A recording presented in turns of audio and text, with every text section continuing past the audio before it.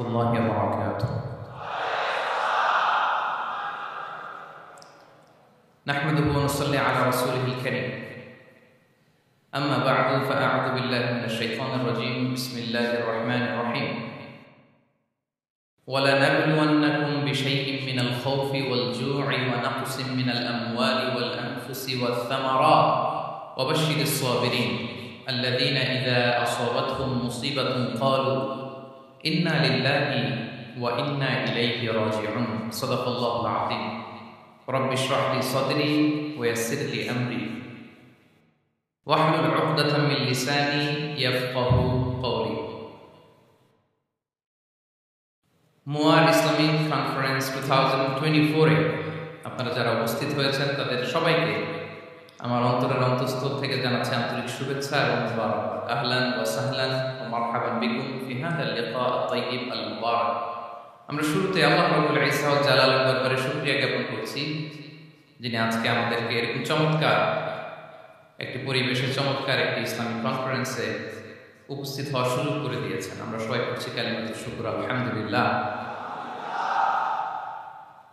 আল্লাহ রাব্বুল ইজ্জত ওয়া জালালের দরবারে শুকরিয়া জ্ঞাপনের পাশাপাশি আমি আজকের প্রোগ্রামের যারা অর্গানাইজিং কমিটি তাদেরকে অন্তরের অন্তঃস্থল থেকে ধন্যবাদ জানাতে চাই। এরকম চমৎকার একটি পরিবেশ, চমৎকার একটি ভ্যানিউতে এই ইসলামিক কনফারেন্সের আয়োজন করার জন্য। সম্মানিত সুধী, আমরা এই পৃথিবীতে খুব অল্প একটা সময়ের জন্য, একটা ট্রানজিট পিরিয়ড কাটানোর জন্য বেসিকলি আমরা এই পৃথিবীতে এসেছি। আমরা কি চিরকাল এই পৃথিবীতে থাকবো বলেন তো? না, একটা ট্রানজিট পিরিয়ডে আমরা এসেছি, আবার চলে যেতে হবে। এই যে আমাদের জীবন, এই জীবনের জন্য বিপদ, আপদ, পরীক্ষা, স্ট্রাগল এটা অনিবার্য, এটা হবেই। বিপদ নাই, কষ্ট নাই, আপদ নাই, অনিশ্চয়তা নাই, স্ট্রাগল নাই, এমনকি কেউ আছে এখানে? কেউ কি হাত তুলে বলতে পারবে যে হুজুর আমার জীবনে কোনো বিপদ নাই, অথবা আমার জীবনে কোনো দুঃখ নাই, কষ্ট নাই, কোনো স্ট্রাগল নাই, কোনো রিস্ক নাই? এরকম সৌভাগ্যবান কেউ আছেন এখানে? তাহলে জীবনের জন্য পরীক্ষা এটা অনস্বীকার্য, হবেই হবে পরীক্ষা। পৃথিবীর জীবনটাই এমন, এভাবেই এই লাইফকে ডিজাইন করা হয়েছে। পরীক্ষা থাকবে, এখানে বিপদ থাকবে, এগুলো উত্তীর্ণ হয়ে আপনাকে যেতে হবে। চির সুখ চির শান্তি এটা এই পৃথিবীতে হয় না। চির সুখ এবং চির শান্তির জায়গা হচ্ছে জান্নাত। চির সুখ এবং চির শান্তি কোথায়? এটা জান্নাতের বৈশিষ্ট্য। চির সুখ চির শান্তি, টেনশন নাই, ঝামেলা নাই, পরীক্ষা নাই, বিপদ নাই, রিস্ক নাই, স্ট্রাগল নাই। এটা হচ্ছে দ্য ফিচার্স অফ জান্নাত, জান্নাতের ফিচার। কিন্তু সমস্যা বাদে তখন যখন জান্নাতের ফিচার আমরা দুনিয়ায় খুঁজি। যেটা পাবো আমরা জান্নাতে, এটা খুঁজি কোথায়? এই তখনই সমস্যা বাড়ে। And this is the main problem. এটাই বড় সমস্যা। এই সমস্যার সমাধান কোথায়, এটা নিয়ে আজকে আমি কিছু কথা অ্যাড্রেস করব ইনশাআল্লাহ। তো তাহলে আসুন শুনি জান্নাতের ফিচার কি। জান্নাতের কমন একটা ফিচার হচ্ছে জান্নাতে there will be no sickness in paradise. জান্নাতে কোনো অসুস্থতা থাকবে না, চিরসুস্থ। সুবহানাল্লাহ। চিরসুস্থ, চির সবল, কেউ অসুস্থ হবে না জান্নাতে। জান্নাত হবে এন্টি এইজিং, জান্নাতে বয়স বাড়বে না, চিরযৌবন, চিরযুবক, এন্টি এজিং। আপনারা জানেন যে বর্তমান পৃথিবীতে এন্টি এজিং ক্রিম পাওয়া যায় না? ক্রিম, কথা বুঝতেছেন? এন্টি এজিং ক্রিম পাওয়া যায়। তারা বলে এই ক্রিম মাখলে চামড়ায় ভাঁজ পড়ে না। এটার দাম আছে কিন্তু অনেক।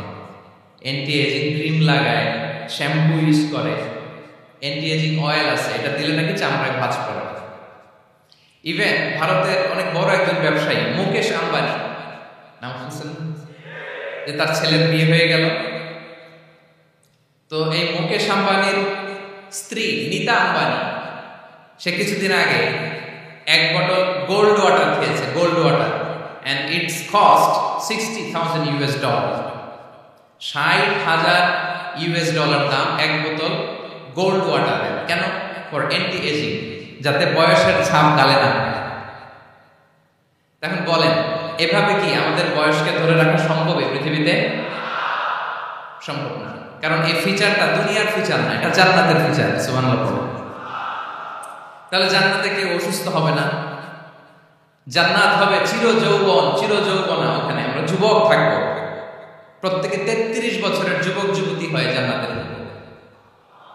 বিষ্ণু ইসলাম বলেন, আহলুল জান্নাতি জুরদা ওয়া মুরদা ওয়া আবনাউ 30 ওয়া 30। জান্নাতে যারা যাবে শুভ্র দাড়িবিহীন, প্রত্যেকে হবে 33 বছর বয়সের। ওই যে 33 বছর বয়সে একবার ঢুকলেন আর বয়স বাড়বে, ওইটাই চিরকাল ওই বয়স পাবে। জান্নাতের আরেকটা ফিচার হচ্ছে নো ফ্রাস্ট্রেশন, কোনো চিন্তা নাই, দুশ্চিন্তা নাই, হাইপার টেনশন নাই, সজীব প্রাণবন্ত। সুবহানাল্লাহ। জান্নাতের আরেকটা ফিচার হচ্ছে there is no expiry date in জান্নাত। এক্সপায়ারি ডেট আছে? জান্নাতে যে ঢুকবো 7 দিনের জন্য চেক ইন, নাকি চেক ইন কয় দিনের জন্য? 7 দিন 10 দিন পরে চেক আউট করে ফেলবে, এরকম নো এক্সপায়ারি ডেট। আজীবন একবার এন্ট্রি পেলে বের হওয়ার টেনশন নাই। আল্লাহু আকবার। তাহলে no expiry date, rather it's eternal. আজীবন থাকবেন, খালিদিনা ফিহা, চিরকাল থাকবেন। এবং জান্নাতের সবচেয়ে গুরুত্বপূর্ণ ফিচার হচ্ছে there will be no death in জান্নাত। জান্নাতে আপনার মৃত্যু হবে, মৃত্যুর বিদায় হবে, তার মানে আপনি অমর হবেন। তাহলে আপনি চির সুস্থ, চির সবল হবেন জান্নাতে, চির যুবক থাকবেন, প্রাণবন্ত থাকবেন, আপনি অমর হবেন, আপনি জান্নাতে মরবেন না। জান্নাতীরা যখন জান্নাতে যাবে, ফেরেশতারা ডেকে বলবে, ইয়া আহলাল জান্নাতি ইন্না লাকুম আন তাসিহু ফালা তাসকামু আবাদা। জান্নাতীরা চিরকাল সুস্থ থাকবে, অসুস্থ হবে না। ইন্না লাকুম আন তাশিবু ফালা তাহরামু আবাদা, তোমরা শাবাব থাকবা, বুড়া হবে না। ওয়া ইন্না লাকুম আন তাহইয়াউ ফালা তামুতু আবাদা, চিরকাল বেঁচে থাকবা, মরবা না। এবং সেদিন জান্নাতে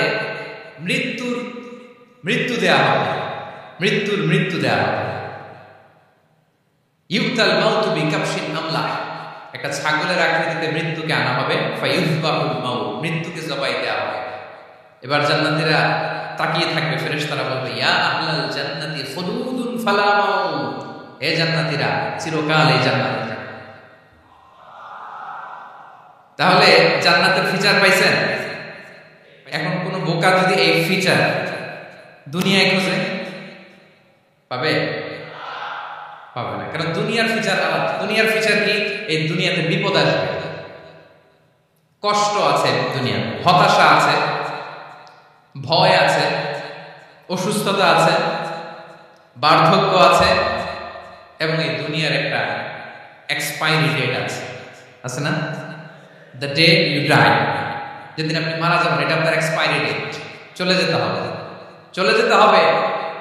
এই পৃথিবীতে মৃত্যুর অস্তিত্ব আছে, সবকিছু থমকে দিয়ে, আপনাকে চমকে দিয়ে মৃত্যু চলে আসবে, ঠিক কিনা বলেন?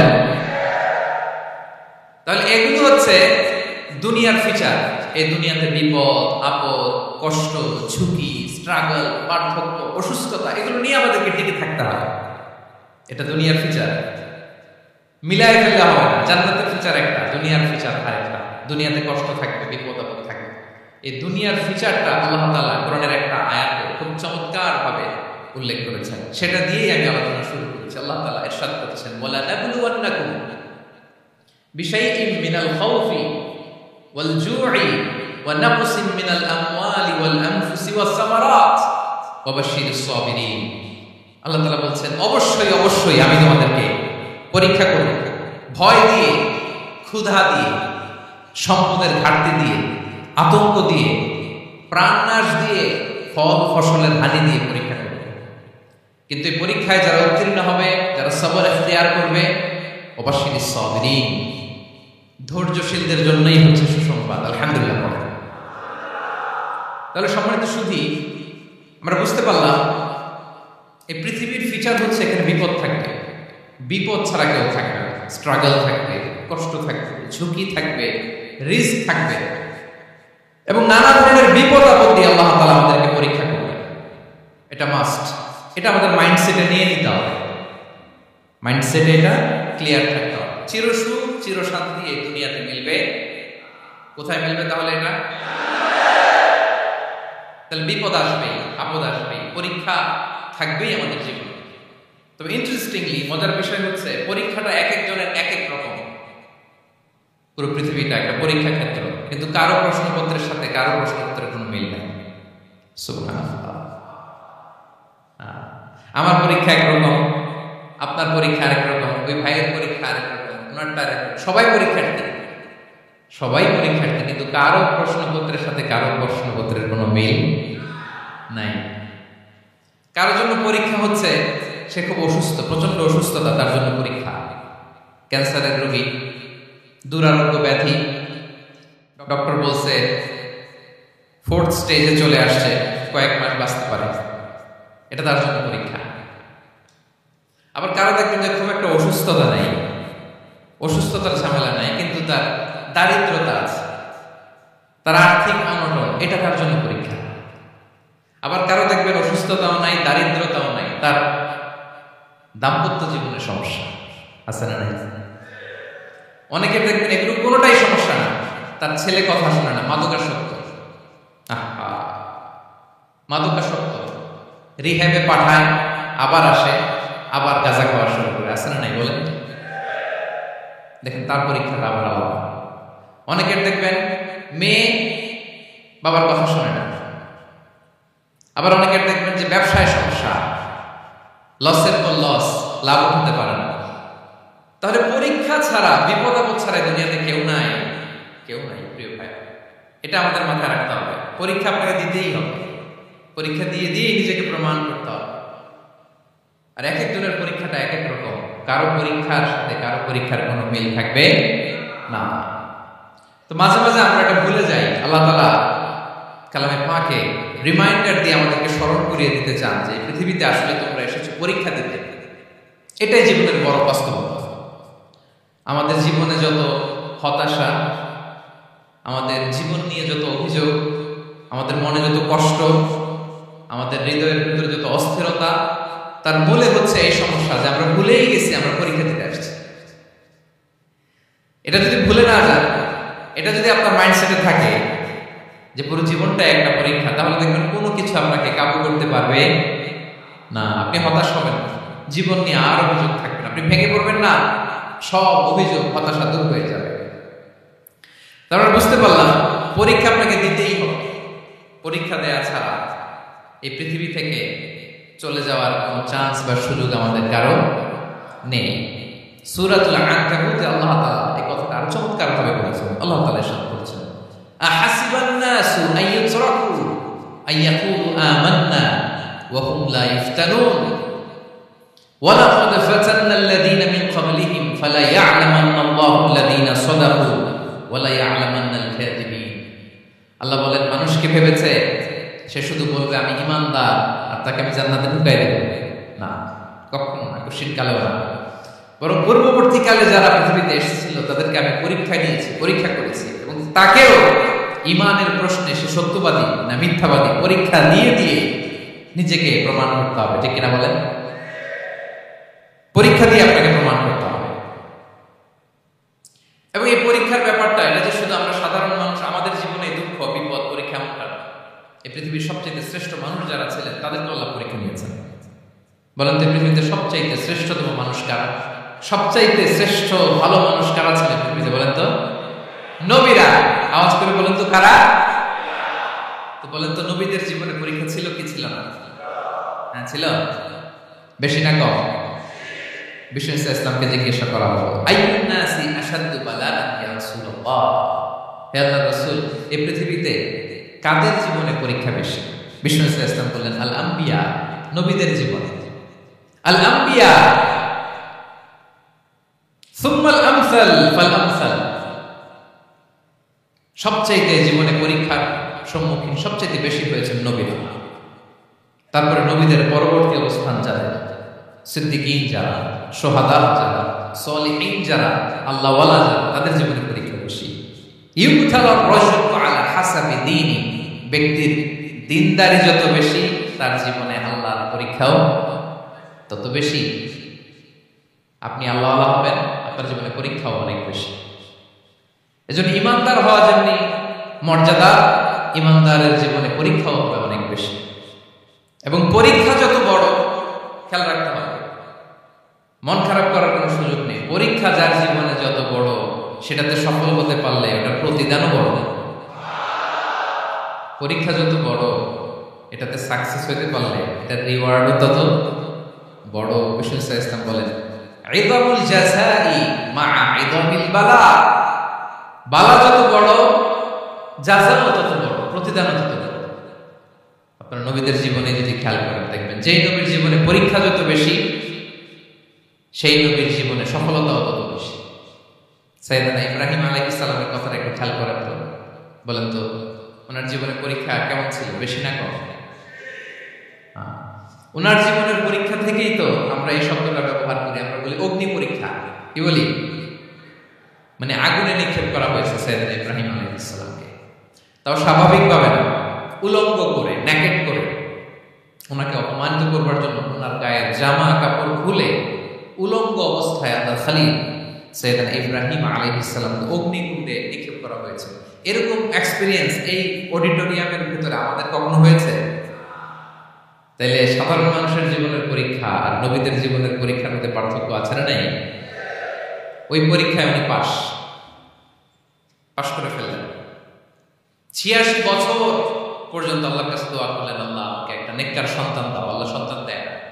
86 বছর পরে আল্লাহ তাআলা সাইয়েদনা ইব্রাহিম আলাইহিস সালাম এবং হাজারের ঘরকে উজালা করে সন্তান দিলেন। সাইয়েদনা ইসমাঈল আলাইহিস সালাম পৃথিবীতে আসলেন কত বছর বয়সে? 86 বছর বয়সের এখানে কেউ আছেন? হ্যাঁ, আছি আমরা? কেউ নাই। 86 বছর বয়সে প্রথম সন্তান পেয়েছে। তাদের ঘরকে উজালা করে আল্লাহ নবী সাইয়েদনা ইসমাঈল আলাইহিস সালাম আসলেন। এবার আল্লাহ বললেন, যাও স্ত্রীকে আর এই কলিজার টুকরা সন্তানকে, থাকো তো প্যালেস্টাইনে, প্যালেস্টাইন থেকে ১,৫০০ কিলোমিটার দূর, দ্য ব্যারেন ল্যান্ড, ওই মক্কার ধুধুমরু প্রান্তরে রেখে আসো, যেখানে কেউ নাই, মানুষ নাই, গাছ নাই, পাখি নাই, পানি নাই, যাও রেখে আসো। আচ্ছা বলেন তো, ৮৬ বছর পরে যে লোকটা সন্তান পেল, বুঝে শুনে উত্তর দিয়ে, ৮৬ বছর পরে যে লোকটাকে আল্লাহ তাআলা সন্তান দিল, তার হৃদয়ে ওই সন্তানের জন্য মায়া বেশি না কম? এমনি তো আমাদের প্রথম সন্তানের স্ত্রীটা একটু খেয়াল করেন তো, প্রথম আমাদের যে মেয়ে হয়েছিল বা যাদের ছেলে হয়েছিল, তার প্রতি আদর, সোহাগ, দরদ, ভালোবাসা আল্লাহ কত ছিল। আর ৮৬ বছর বয়স আল্লাহ তাআলা আপনাকে সন্তান দিলেন, দিয়ে বলেন যাও হাজারকে আর ইসমাঈলকে মক্কার ধুধুমরু প্রান্তরে রেখে আস। আল্লাহ তাআলা বলতে দেরি, চলে যেতে দেরি নেই, মুহূর্তে রওনা হয়ে গেল। সুবহানাল্লাহ পড়বেন না? রেখে আসলেন মক্কার ধুধুমরু প্রান্তরে। এবার আল্লাহ বললেন, যাও রিটার্ন ব্যাক টু প্যালেস্টাইন, প্যালেস্টাইনে চলে যাও। চলে গেল, হৃদয়টা ভেঙে খান খান। অনেক বছর পরে আল্লাহ তাআলা আবার অনুমতি দিলেন, যাও এবার ছেলেকে রেখে আসতে পারো, যাও প্যালেস্টাইন থেকে আবার মক্কায় যাও। সাইয়েদনা ইব্রাহিম আলাইহিস সালাম প্যালেস্টাইন থেকে আবার ১,৫০০ কিলোমিটার পথ পাড়ি দিয়ে, এখনকার মতো ফ্লাইটে যায়, গাড়িতে আমরা উঠে করে, কিসে করে? উনি যে কতবার মক্কা থেকে ফিলিস্তিন এসেছেন আর গিয়েছেন ইয়ত্তা নাই, গেলেন। এবার ছেলেটা হাঁটতে পারে, দৌড়াতে পারে, একটু একটু কথা বলতে পারে, আব্বা আব্বু ডাকতে পারে। কেমন মায়া লাগে বলেন তো? মায়া ভালোবাসায় যখন টইটম্বুর, ঠিক ওই মুহূর্তে আল্লাহ বলেন ছেলেকে জবাই করো, জবাই করেছে। আল্লাহ তাআলা বলতে দেরি করেছেন, আল্লাহর আদেশ পালনে ১ সেকেন্ডও তিনি দেরি করেন নাই। ছুরি চালালেন, জান্নাত থেকে দুম্বা নিয়ে আসা। এভাবে আল্লাহর নবী ইব্রাহিম আলাইহিস সালাম ওনার জীবনের প্রতিটি ক্ষেত্রে যেখানে আল্লাহ তাআলা ওনাকে পরীক্ষা নিয়েছেন, উত্তীর্ণ হয়েছে। এবং দেখেন ওনাকে আল্লাহ তাআলা কি উপহার দিলেন। আল্লাহ তাআলা ওনাকে খলিলুল্লাহ উপাধি দিলেন, আল্লাহর বন্ধু। সুবহানাল্লাহ। আল্লাহ তাআলা বলছেন, ওয়া ইযি বিতালা ইব্রাহিম রাব্বুহু বিকালিমাতিন ফাআতাম্মাহুম ক্বালা ইন্নী জাঈলুকা লিন-নাসি ইমামা। আল্লাহ অনেকগুলো পরীক্ষা নিয়েছিলেন সাইয়েদনা ইব্রাহিম আলাইহিস সালাম, প্রতিটা পরীক্ষায় সাকসেসফুলি পাস করেছেন, গোল্ডেন এ প্লাস। আল্লাহ বলেন, ইন্নী জাঈলুকা লিন-নাসি ইমামা, I'm gonna make you the leader for the entire human being. I'm gonna appoint you as a leader for the entire universe. গোটা বিশ্বের জন্য, গোটা মানবতার জন্য আমি তোমাকে লিডার বানাই দিলাম। জাযাই মা ইযামিল বালা, পরীক্ষা যত বড় ওই পরীক্ষায় পাশ করলে ওইটার ফলাফল প্রতিদানও বড়। তাহলে দেখেন প্রিয় ভাইরা, সাইয়েদনা ইব্রাহিম আলাইহিস সালামের জীবনে পরীক্ষার কোনো শেষ ছিল না। আমি আপনি কোথায়? আল্লাহর খালিলের জীবনে যদি এত পরীক্ষা থাকতে পারে, আমি আপনি কোথায় বলেন তো? এবার বলেন, সাইয়েদনা মূসা আলাইহিস সালাম, ওনার জীবনে তো কোনো পরীক্ষার ছিল না। হ্যাঁ, গুণে শেষ করতে পারবেন? জন্মটাই তো হয়েছে পরীক্ষার মধ্য দিয়ে। মিশরের ছেলে সন্তান হইলে ফেরাউন বলছে জবাই করো, ওনার মা এরকম সিন্ধুকে করে ভাসায় দিলেন নীল নদীতে। আল্লাহু আকবার, কি একটা রোমাঞ্চকর পরিস্থিতির মধ্য দিয়ে আল্লাহ তাআলা ওনাকে বাঁচালেন। সুবহানাল্লাহ, জন্মই হয়েছে পরীক্ষার মধ্যে। বড় হইলেন, ফেরাউনের ভয়ে দেশ ত্যাগ করলেন, মিশর থেকে মাদিয়ান। আবার আল্লাহর আদেশে যখন ফিরে আসলেন, আবার ফেরাউনের সাথে তর্ক বিতর্ক, যুদ্ধ। একটা রাত আল্লাহ নবী মূসা আলাইহিস সালাম শান্তি মতো মিশরে ঘুমাতে পারেনি।